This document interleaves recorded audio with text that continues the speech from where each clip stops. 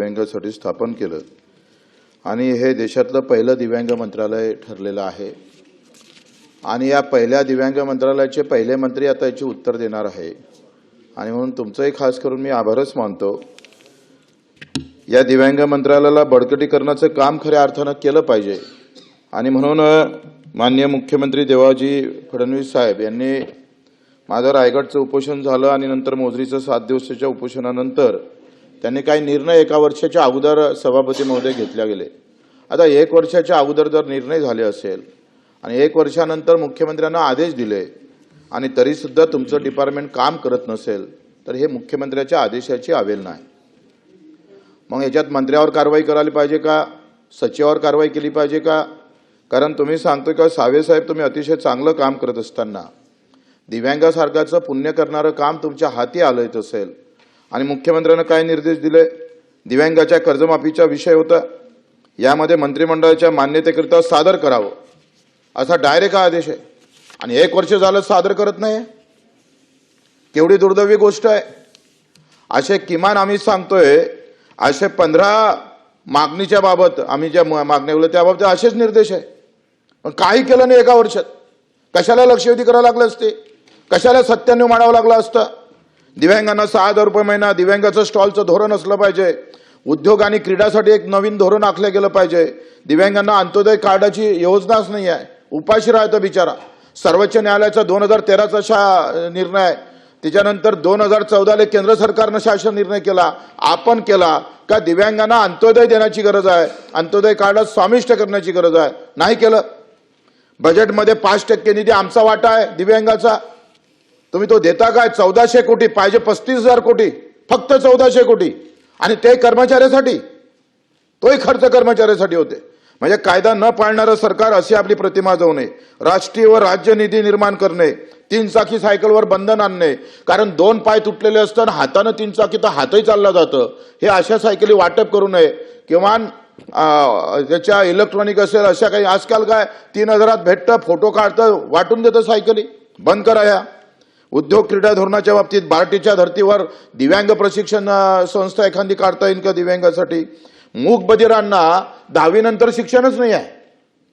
काय देश आहे आपला? पुऱ्या देशात व्यवस्था अशी आहे का 10वी पर्यंत शाळा आहे, 10वी नंतर शाळाच नाही, 11वी नाही, 12वी नाही, पदवीधर नाही, काहीच नाही, शिकू नका आणि नोकरीसाठी मागते पदवीधर, त्याला 12वी पास मागतंय आणि हा आहे 10वी पास। काहीतरी करावं लागेल। अंगणवाडी मदतनीस असेल, पोलीस पाटील असेल, तिकडे तुमचा कोतवाल असेल, बाकीच्यांना 10% गुण देतोय एकल महिलाला, यांना काय देत नाही? 10% गुण अतिरिक्त दिलं पाहिजे। ह्या लहान लहान गोष्टी। आमदार निधी 30 लाख खर्च करायला पाहिजे, कोणी आमदार खर्च करत नाही 30 लाख, काही बंधनं नाही। हे विचारा, हे तुमचं काम आहे। दिव्यांग भवन, दिव्यांगांना आता तर एक नवीन अफलातून कारभार केला तुमच्या मंत्रालयानं, म्हणजे विशेष सहाय्य। त्यांनी काय केलं का तुम्हाला दाखला पाहिजे महोत्सव जॉब कार्ड, दिव्यांग जॉब कार्ड MRJS वर जाऊ शकतं। 2 पाय नसणारा माणूस MRJS वर जाईल, तुम्ही जॉब कार्ड मागताय? हे विशेष सहाय्यवाले आहे। म्हणजे कधी कधी तर असं वाटतंय का प्रश्न मांडल्यापेक्षा 2 कानपडीत माराव की काय, अशी अवस्था आहे। इथं मागितलं दारिद्र्याचं कार्ड, काय गरज आहे? दारिद्र्य कार्ड सर्वे 2002 नंतर संपुष्टात आला। मी हे रेकॉर्डवरून काढतोय, तुम्ही जे बोलला। हा बिलकुल बरोबर आहे, ते आता तावात येतंय, थोडासा DNA मध्ये किंवा रक्तातला दोष आहे साहेब। आता तुम्ही वरच्या सभागृहामध्ये आलात। हा बरोबर आहे, अतिशय मी सॉरी करतो, सॉरी मागतो, ते चुकून शब्द आला। दारिद्र्य खालील प्रमाणपत्र संपला, दारिद्र्य 2002ला विषय संपला, आता ते प्रमाणपत्र भेटत नाही। हे कुठलेच कागदपत्र कुठे उपलब्ध नाही आहे, ते आपण दिले पाहिजे। याबाबत आपण तातडीनं निर्णय घेणं गरजेचं आहे। 4 प्रश्न आहे, म्हणजे 4 घटकावर आम्ही बोलतोय ना, हा घटक सभापती महोदय अतिशय दुर्लक्षित घटक आहे। भीक मागणारे भिकारी असेल, तुमच्या कायद्यामध्ये त्या ह्याच्यामध्ये अजूनही भिक्षुक येतं, भिक्षुक हे वेगळा अर्थ आहे आणि भिकारी हा हे दुरुस्त करा। कारण भिकारी जे लोक आहे त्याला आपण भिक्षुक म्हणणं हे सोयीचं होणार नाही। काही वारकरी संप्रदायामध्ये, काही बौद्ध समाजामध्ये भिक्षुक असं म्हटलं जातं आणि म्हणून अशा प्रकारचा जो काही याच्यात शब्द उल्लेख येत आहे तो लगेच काढला पाहिजे। आता भिकारीमध्ये पण 2-3 गोष्टी आहे का ज्या गुन्हेगारीतून आलेले, काही आजारपणामुळे, आता काय IAS ऑफिसर सापडला होता पुण्याला, तो बिहारचा होता, तो पागल होऊन इथं नंतर सापडला का IAS ऑफिसर होता आहे, आणि मानसिक रुग्ण होता बिचारा, पडला राहिला रस्त्यावर. काही गरिबीतून आलेली भिकारीचा वर्ग आहे, यावर काही निर्णय घेत नाही. आपला अधिनियम आहे 1959चा, पण काही नाही. ते कलेक्टरला जबाबदारी दिली, SP ला दिली, काही काम करत नाही. इथून बाहेर निघालो ना आपल्या मंत्रालयाच्या समोर तर भीक मागणारी पोरं सापडतात आपल्याला. म्हणजे मंत्रालयाच्या जवळ जे सावली पडते ना, त्या आम्ही पाहतो त्या ठिकाणी आपण त्या चौकात आपले पोरं असतात भीक मागताना. का निर्मूलन होत नाही? का बरं व्यवस्था होत नाही? त्याचं पुनर्वसन का केलं जात नाही? ह्याही प्रश्न खऱ्या अर्थानं मनावर घेतला पाहिजे. मी अतिशय शेवटच्या घटकासाठी काम करतोय आणि मग अनाथाचं आरक्षण आम्ही दिलं. 1% आरक्षण भेटलं. आमच्या भारतीय साहेबांनी त्याच्यात बरीचशी मदत केली. आपण पाहतो का हे आरक्षण आम्ही विधानसभेत पहिली लक्षवेधी आम्ही तिथं त्यावेळेस मांडली. पंकजाताई मुंडे तेव्हा मंत्री होत्या. आता आपण आरक्षण दिलं, पण त्यांच्यासाठी 21 वर्षानंतरच्या मुलींना राहण्यासाठी व्यवस्था आहे, खाजगी अनुरक्षण गृह आहे, पण तेव्हा पुरे पडतं. कुठे जावं 21 वर्षानंतरच्या मुलीनं? ज्याला आई नाही, वडील नाही, धर्म नाही, जात नाही, पंथ नाही, त्याचं गाव नाही, कुठं चौकात येऊन उभं राहायचं का त्या मुलीनं? एका इकडे आपण धर्माचा प्रचार करतो, प्रसार करतो, आणि ही अधार्मिकता का वागवतोय आपण? का अशा पद्धतीने वागतोय? सभापती महोदय, कधी कधी राग येते का ही यंत्रणा अशी काय? याच्यासाठी आपल्याला आंदोलन करावं लागत असेल, याच्यासाठी आम्हाला लक्षवेधी 97 सारखा प्रस्ताव आणावा लागत असेल, हेच दुर्दैव आहे आमचं. झारखंड, मध्य प्रदेशनं मुख्यमंत्री बाल आशीर्वाद योजना राबवली, 4,000 रुपये देतं. माझं काय मत आहे, एक योजना राबवा. कोणताही अनाथ, 2 प्रकारचे अनाथ आहे. ज्याला आई वडील आहे पण ते मरण पावले, पण त्याची जात आहे, गाव आहे, कुठं ना कुठं ठिकाण आहे. पण काही अनाथ असे आहे का त्याला आई वडील माहीतच नाही, कोणत्या धर्माचा आहे, जातीचा आहे, कोणतं गाव माहीत नाही.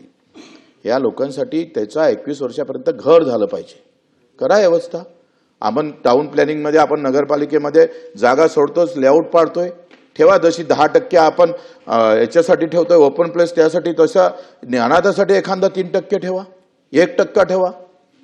काय व्यवस्था जागेसहित त्याची व्यवस्था, तो मुक्त वसाहत योजना आहे त्याप्रमाणे अनाथासाठी जागेसहित घरकुलाची व्यवस्था करा. कुठं राहीन तो? कसा राहीन? कुठं भीक मागन तो? आणि म्हणून याच्यासाठी मी एक योजना सुचवली होती का संजय गांधी आणि बाल संगोपन जर एकत्रित केलं तर 5,000 रुपये महिना तिला भेटू शकतं. आणि जन्मताच मनात झाल्याबरोबर त्याला माहीत झालं 2 वर्षाचं असो 3 वर्षाचं असो, ही योजना त्याला चालू ठेवा. आणि या योजनेला LIC जोडा, म्हणजे त्याचे 1,000 रुपये खर्च होईल, 4,000 रुपये दर महिन्याचे जमा झाले तर 18 वर्षानंतर 10 लाख रुपये जमा होऊ शकते. आणि 10 लाखात त्याची व्यवस्था होते. हे जर आपण व्यवस्थित केलं तर तो अनाथ किमान त्याला तो सन्मानानं थोडं जगू शकेल. त्यासाठी आपण उपाययोजना केली पाहिजे. आणि घरासाठी, त्याच्या घरकुलासाठी किमान घर तरी झालं पाहिजे. बालसंगोपनचे तर पैसे भेटतच नाही, वर्ष भेटत नाही, 4-4 वर्ष मंजुरीला लागते. याच्यावर सुधारणा करणं गरजेचं आहे. आणि तिसरं आहे शेवटचं माझं, एकल महिला, म्हणजे दिव्यांग, एकल महिला आणि भिकारी आणि अनाथ हा शेवटचा घटक आहे. आणि या घटकासाठी मला वाटते फार लोक फार समोर येत नाही, कारण हे मतदानात परिवर्तित होत नाही. हा याच्यातला दोष आहे. हा जेव्हा मतदानात परिवर्तित झाला असताना माझा दिव्यांग एक आमदार पाडू शकतं. एका मतदारसंघात 4-4, 5-5, 7-7 हजार लोक आहे, पण तो त्या राजकीय दृष्ट्या एकत्र आला नाही, तर त्याचा दोष आहे, जाऊ द्या. पण मला असं वाटतं का एकल महिला आहे, पुनर्विवाहासाठी आपण का बरं एखादी योजना आणत नाही? ज्या एकल महिला आहे त्यांचं आता लगेच कधी आमच्या महिला लग्न झाल्याबरोबर मरण पावतं, पण त्यांचं पुनर्विवाहासाठी आपण योजना आखली पाहिजे. त्यांच्या मुलींच्या कन्यादानासाठी चांगली योजना, त्याला त्या सगळ्या गोष्टीनं हे कामं करणं, हे काय आहे का आपल्या आतापर्यंतच्या काँग्रेसच्या डोक्यात आलंच नाही, पण आमच्या तर डोक्यात आलं पाहिजे का नाही? त्यांना डोकं होतं नाही होतं हा नंतरचा भाग आहे याच्या बाबतीत, पण त्याच्यावर बोलत नाही, ठीक आहे. पण हे यांना मुद्दामून समजलं पाहिजे म्हणून मी बोलतो आहे. दर्जेदार शिक्षण, एकल महिलांच्या मुलांसाठी दर्जेदार शिक्षण भेटलं पाहिजे, चांगल्या शाळेमध्ये घातलं पाहिजे त्याला. त्या एकल महिला आहे, मग एकल महिला असू, शेतकरी असू शकतं, एकल महिला भांडे घासणारे असू शकतं, एकल महिला ही भूमिहीन असू शकतं. ह्या सगळ्यांसाठी एक चांगलं धोरण आपण GR काढला, आपण याच्यामध्ये पुढाकार घेतलेला दिसतं मला. आपण शासन निर्णय केलेला होता आणि त्यानंतर 22 मे 2026चा शासन निर्णय आहे. पण याच्यात सगळे ना 33 अधिकारीची समिती बनवली, काही 10 प्रतिनिधीची पण समिती बनवा. आम्हाला डोकं असतं, आम्ही पण चांगल्या योजना आणि आम्ही ग्राउंडवर राहतो. मग 33 अधिकाऱ्याच्या समितीसोबत एखादी आमच्या आमदारांची एक समिती जर बनवली, महिलाच आमदाराची बनवा, आम्हाला नका घेऊ, पण त्यांची काहीतरी बनवा ना, त्यांना पण ते स्थान द्यावं अशी विनंती करतोय. मनीषाई, मी तुम्हाला बोलायला देतो, पण का होतं माहिती आहे,